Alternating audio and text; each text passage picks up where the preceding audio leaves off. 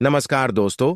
नवरात्रि को लेकर इस बार लोगों के बीच में थोड़ा कंफ्यूजन है कि यह 8 अप्रैल से आरंभ होंगे या फिर 9 अप्रैल से होंगे।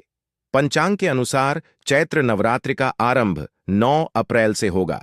9 दिनों का यह महापर्व रामनवमी के साथ 17 अप्रैल को समाप्त हो जाएगा। चैत्र नवरात्रि प्रतिपदा का आरंभ 8 अप्रैल को देर रात 11:50 पर होगा और अगले दिन यानी 9 अप्रैल को रात के समय 8:30 पर समाप्त हो जाएगी। इसलिए उदया तिथि की मान्यता के अनुसार नवरात्रि का आरंभ 9 अप्रैल से होगा। हिंदू धर्म में नवरात्रि के 9 दिनों का महत्व बहुत ही खास माना जाता है। इन 9 दिनों में आदिशक्ति मां दुर्गा के 9 स्वरूपों की पूजा की जाती है। धार्मिक मान्यताओं में माना गया है कि इन 9 दिनों में मां दुर्गा से जुड़ी सभी शक्तियां जागृत हो जाती हैं। इसीलिए इन दिनों में मां दुर्गा की संपूर्ण विधि विधान से पूजा करने से आपकी सभी मनोकामनाएं पूर्ण होती हैं। आइए जानते हैं इस साल चैत्र नवरात्रि में मां दुर्गा का आगमन किस वाहन से होगा और कलश स्थापना का शुभ मुहूर्त क्या है। दोस्तों, नवरात्रि हिंदू धर्म के सभी त्योहारों में से एक प्रमुख त्योहार है। हमारे सनातनी हिंदू पंचांग के अनुसार चैत्र माह की नवरात्रि के पर्व का विशेष महत्व होता है, क्योंकि चैत्र नवरात्रि कलश स्थापना के दिन हमारे हिंदू नववर्ष की शुरुआत होती है और इसी दिन गुड्डी पड़वा त्योहार मनाया जाता है।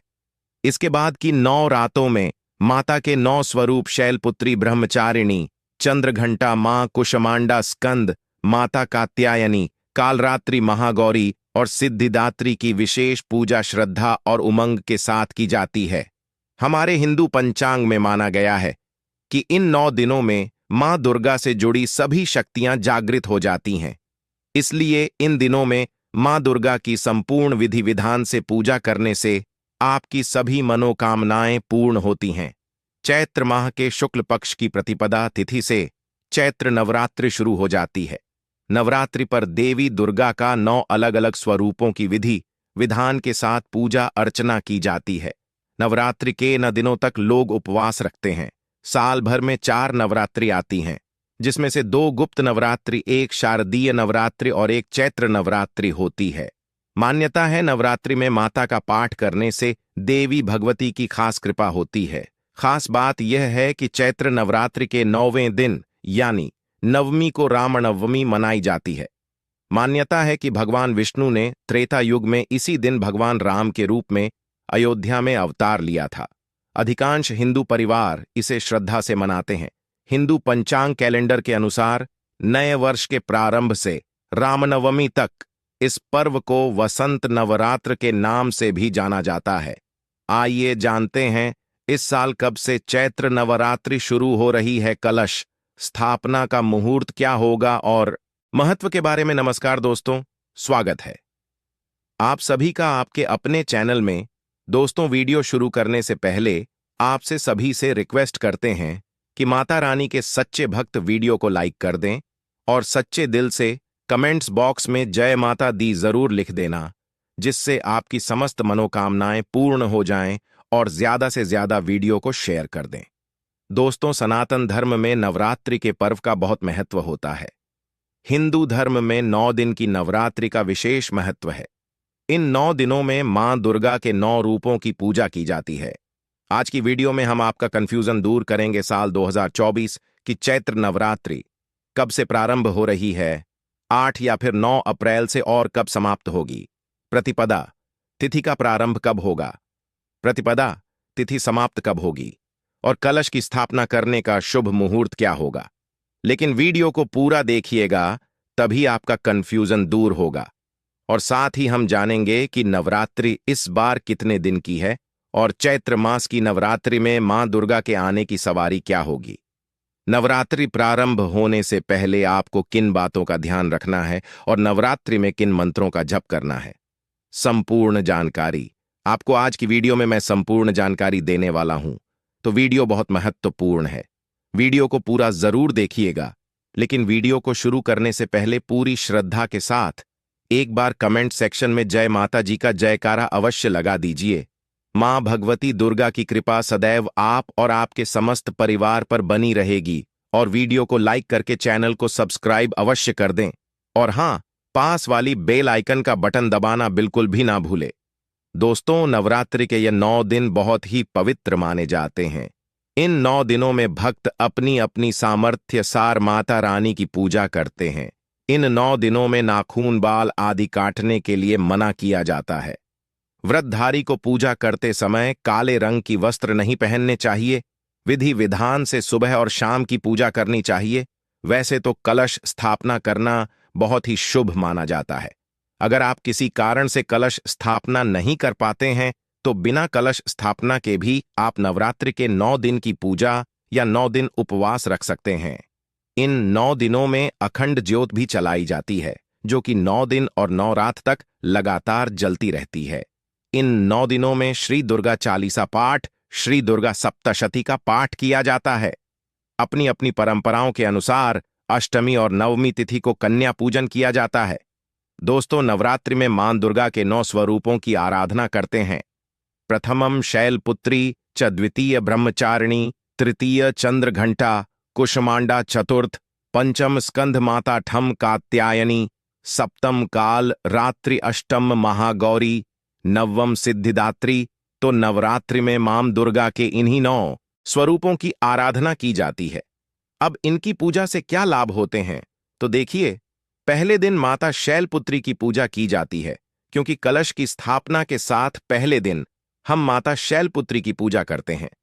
माता शैलपुत्री, जो कि हिमालय की पुत्री है, सफेद रंग प्रिय है और इनकी पूजा करने से सभी प्रकार की कामनाएं पूर्ण हो जाती हैं।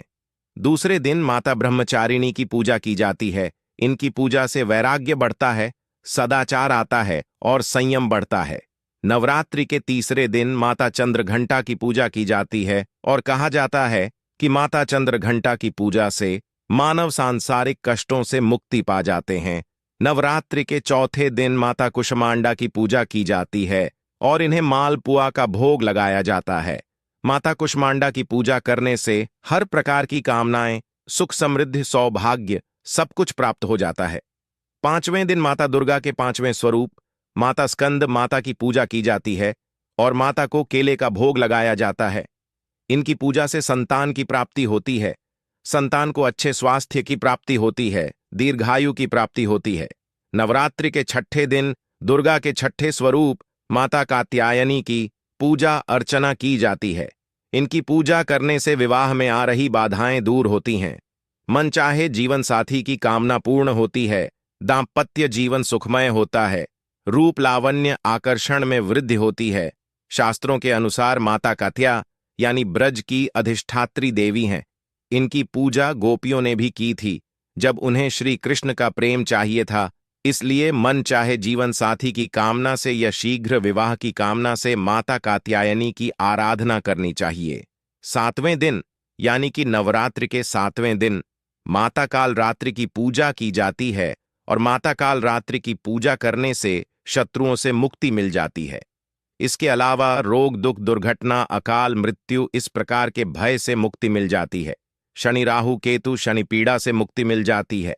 तो माता काल रात्रि की पूजा नवरात्रि के साथ 7वें दिन करने से यह समझ लीजिए कि कष्टों से मुक्ति मिल जाती है।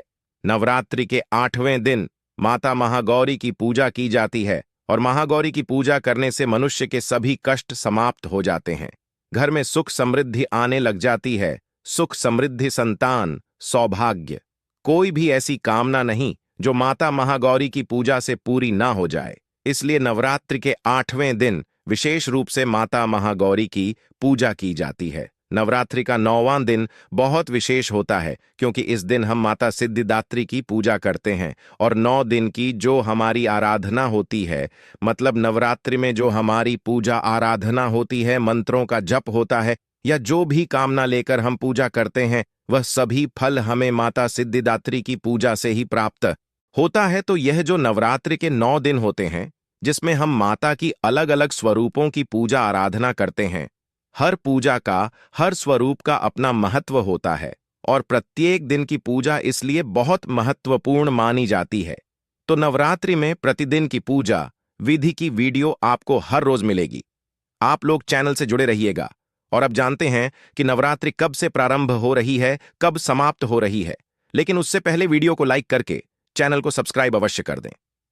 इस बार साल 2024 में 9 अप्रैल मंगलवार से चैत्र नवरात्रि प्रारंभ होंगी, जो कि 17 अप्रैल बुधवार को समाप्त हो जाएंगी। नवरात्र में मंगलवार और शनिवार के दिन मां का आगमन घोड़े पर होता है, जिसे अशुभ माना जाता है, बहुत ज्यादा शुभ नहीं मानते हैं।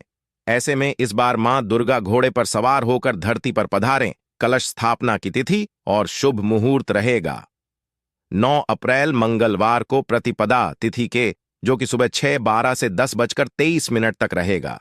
अगर आप इस समय कलश स्थापना ना कर पाए तो अभिजीत मुहूर्त में घट स्थापना यानी सुबह 12:03 से दोपहर 12:55 के बीच में घट स्थापना कर सकते हैं। अगर आप सुबह नहीं कर पाते हैं तो ऐसे जो भक्त नवरात्रि का व्रत धारण करना चाहते हैं, पहली बार व्रत धारण करना चाहते हैं, तो आप इस बार की नवरात्रि से अपना व्रत प्रारंभ कर सकते हैं।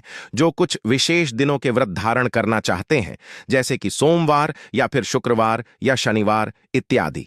अगर आप कोई वार के व्रत भी शुरू करना चाहते हैं तो नवरात्रि में व्रत प्रारंभ कर सकते हैं, बहुत श्रेष्ठ माना जाता है। कोई भी नया व्रत प्रारंभ करने के लिए शुक्ल पक्ष का समय, नवरात्रि का समय सर्वश्रेष्ठ समय है। इस बार किसी भी तिथि की घट बढ़ नहीं है। 9 दिन की पूजा करने का पूरा समय मिलेगा। अष्टमी तिथि रहेगी 16 अप्रैल मंगलवार को, नवमी तिथि रहेगी 17 अप्रैल बुधवार को और दशमी तिथि 18 अप्रैल गुरुवार को होगी। दशमी तिथि को नवरात्रि व्रत का पारण और दुर्गा विसर्जन किया जाएगा। इसी के साथ नवरात्रि व्रत का समापन हो जाएगा। इन 9 दिनों में नाखून, बाल आदि काटने के लिए मना किया जाता है। व्रतधारी को पूजा करते समय काले रंग की वस्त्र नहीं पहनने चाहिए। विधि विधान से सुबह और शाम की पूजा करनी चाहिए। वैसे तो कलश स्थापना करना बहुत ही शुभ माना जाता है।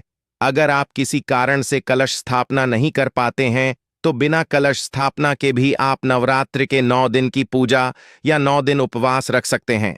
इन 9 दिनों में अखंड ज्योत भी चलाई जाती है, जो कि 9 दिन और 9 रात तक लगातार जलती रहती है। इन 9 दिनों में श्री दुर्गा चालीसा पाठ, श्री दुर्गा सप्तशती का पाठ किया जाता है।